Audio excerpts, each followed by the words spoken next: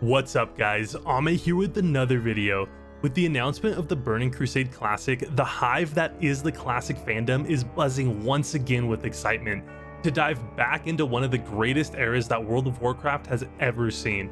The community anxiously awaits for any leaks of a release date so that they can schedule time off work, put off their responsibilities, bid farewell to the sunlight, kiss their loved ones goodbye, and sink into their gaming chair to either relive fond memories of days past or experience the game for the very first time.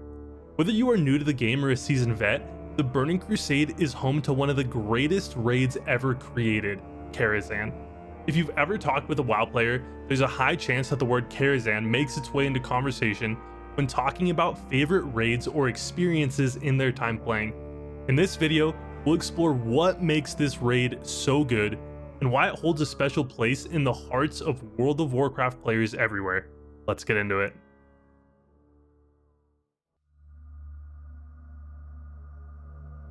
Enter Deadwind Pass, an ominous zone perched between Duskwood and the Swamp of Sorrows. As you make your way down the road, careful to not slip into the canyon below, a sense of foreboding sweeps over you.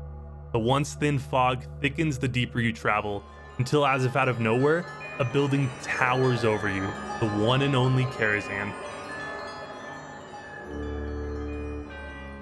Originally built by Egwene after becoming paranoid of her fellow members of the Council of Tirisfal, a result of the dark influence that the spirit of Sargeras had on her, this tower acted as a refuge from the Council and as a conduit for the powerful energy that emanated from the ley lines in the area, which are channels of immense power that course through planets like blood vessels carrying arcane magic. Since Karazhan was built atop this network of ley lines, the energy sometimes warps reality. During the First War, the tower was inhabited by Egwene's own son, the great sorcerer Medivh, his steward Moros, and his then apprentice Khadgar. Medivh was the greatest wizard of his day, but unbeknownst to his colleagues, was secretly possessed by the dark spirit of Sargeras, the destroyer of worlds. Through Medivh, Sargeras opened the dark portal and allowed the orcs to wage war upon Azeroth. Sargeras allowed Medivh to freely explore the expansive hallways and secrets of Karazhan. As a result of the weakened reality caused by the powerful ley lines coursing underneath its base, many strange and disturbing visions lurk within the tower, and Moros was known for wearing blinders to avoid seeing them. As the First War progressed, Medivh fought valiantly against Sargeras' control, but ultimately the raging conflict drove him insane, until his childhood friend Anduin Lothar aided Medivh's apprentice Khadgar in entering Karazhan and slaying their former ally. Since Medivh's death, a terrible curse permeates within the tower and the land around it, causing the dark shroud that hangs over both Deadwind Pass and Duskwood. The spirits of the nobles from nearby Darkshire now walk its halls, suffering a fate worse than death for their curiosity. Dangerous spirits wait within Medivh's study, where he summoned demonic entities to do his bidding. Now, Karazhan has sealed itself off, locking away its secrets and several agents of the Violet Eye studying the tower on the inside. With Khadgar's help, the mages of the Violet Eye were able to find a way to open the locked gates of Karazhan. Now, brave and foolish alike are still relentlessly drawn to the gates of Karazhan, tempted by rumors of unspeakable secrets and powerful treasures. These treasures, of course, drop off the bosses found within the halls of Medivh's old home. All of the bosses within Karazhan are expertly designed. Mechanics are not overly difficult. Each boss has a trick that once the raid figures out how to do it, you can kill the bosses with ease. It's not like Kel'Thuzad and Naxxramas, where all of a sudden 5 people are mind controlled at random, 3 of those being your tanks, 2 of those being the tanks that are kiting the bugs around, and then on top of that, the Frostbolt volley goes out, followed by a Frost Blast on a melee group.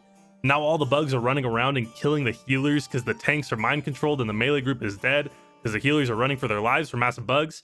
You get the picture. The encounters in Karazhan reward you for doing the mechanics correctly. And it's not just dodge all the things or just heal the tanks really hard. It's immersive.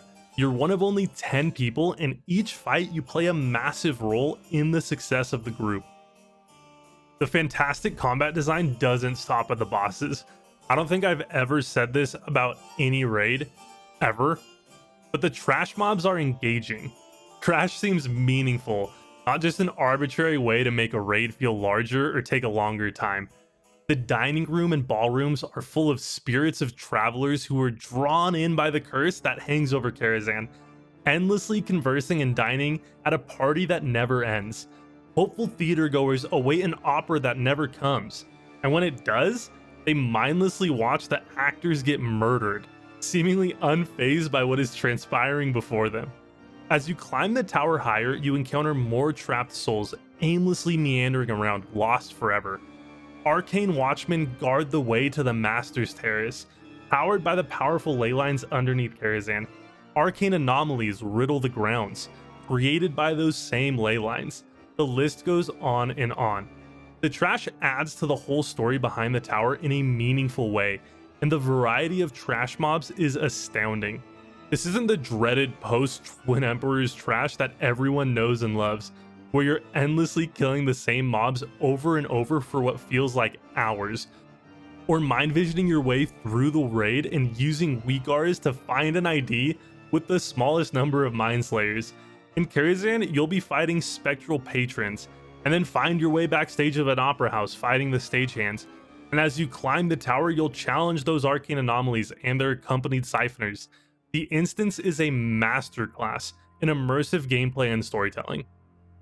The cherry on top as you fight your way through these challenges is the atmosphere. Grand ballrooms and tiny rooms, stables housing what once was a noble fleet of stallions, Medivh's library with ramps and bridges that seemingly never end, sending you closer and closer to the boundary between reality and the nether. A literal chess match where you face the echo of Medivh himself. And what's an atmosphere without an amazing soundtrack? The very one that's been playing for the entirety of this video. The melancholic organ playing interlaced with the ringing of bells, a sad song to the hopeless nature of those who reside within the halls. And then you're greeted with a somewhat happy rendition of ballroom music, which is just eerie in and of itself. As you explore Medivh's library, a chorus of voices foreshadows the danger that lie ahead, until you finally reach the pinnacle and stand outside Prince Malchezaar's domain. Claps of thunder ring in your ears as the chorus grows more ominous and your heart rate matches that of the drums, signaling the beginning of the end for one of the two parties. The architecture paired with this soundtrack elevate the experience and bring the story and combat all together. The Karazhan experience doesn't stop at the encounters inside the dungeon. It starts all the way back with the Attunement. Attunements for raids can be lengthy and boring at times, but the attunement process for Karazhan was easy enough to do and tied in so well with the story of Karazhan as a whole. It made it feel like you're playing a vital part in the history of Karazhan. The Violet Eye enlists you in reforging the key to open the sealed gate of Karazhan. You will work with Khadgar, Medivh's own apprentice, to find the missing key fragments to reforge the key. Once found, you go back in time and witness one of the coolest events in World of Warcraft history, the mighty Medivh, insane from the influence of Sargeras, opening the Dark Portal, and you're there to help him accomplish it. The whole process is what role-playing games are all about. Experience major events of the game's lore, and earn your passageway into the dungeon. To venture into the depths of Karazhan, you will need yourself and a group of 9 other people, making this the first 10-man raid encounter in World of Warcraft. The smaller size raiding experience is one of the main draws of Karazhan, and why people remember it so fondly.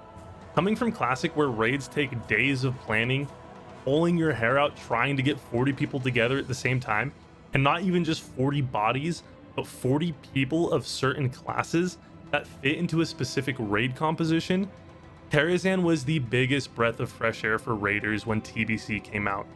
Raiding Karazhan was no longer an event that required massive amounts of planning. It was something you could hop in and do with the boys, or some family members on a Friday night. Upon entering Karazhan, you can immediately tell that it was designed for 10 people. It's not this massive cave with giant enemies. It was once someone's home, a great person's home at that, who fell victim to the evil Sargeras. And now here you are, with your small band of brothers ready to defeat the demons that now inhabit the tower. Last but not least, Karazhan is so much fun. The encounters are hilarious. Ever heard your DBM say this? Run away, little girl, run away. When you need to get away from a certain boss mechanic? That originates from the opera event in Karazhan, where if you are a part of the Red Riding Hood show, one of your party members will be transformed into Little Red Riding Hood and have to run around the stage so you don't get eaten by the big bad wolf, praying that your buddies don't happen to have a snowball to throw at you, knocking you down and feeding you to the big bad wolf. Don't let Shade of Aran get below 20% mana, or else you and the boys are turning into roast sheep. Don't get me started on that one raid member, you know who we're talking about, moving again during Flame Wreath and wiping the raid on Shade of Aran. All the DPS dealers fighting over who gets to stand in the blue beam so that they can pump the damage on Netherspite. And now all of a sudden we're playing chess and you can play against your friends afterwards? Karazhan is MMORPG enjoyment at its finest, and we get to experience it once again in its original glory. I'm beyond excited to enter the halls of Karazhan once again and relive the fond memories I made in there years ago. If this will be your first time experiencing this raid, I envy you. Take your time and appreciate it for what it is. If you're excited for Karazhan and want to get more content like this, hit that subscribe button and like the video. It really helps the channel out a lot and I greatly appreciate it.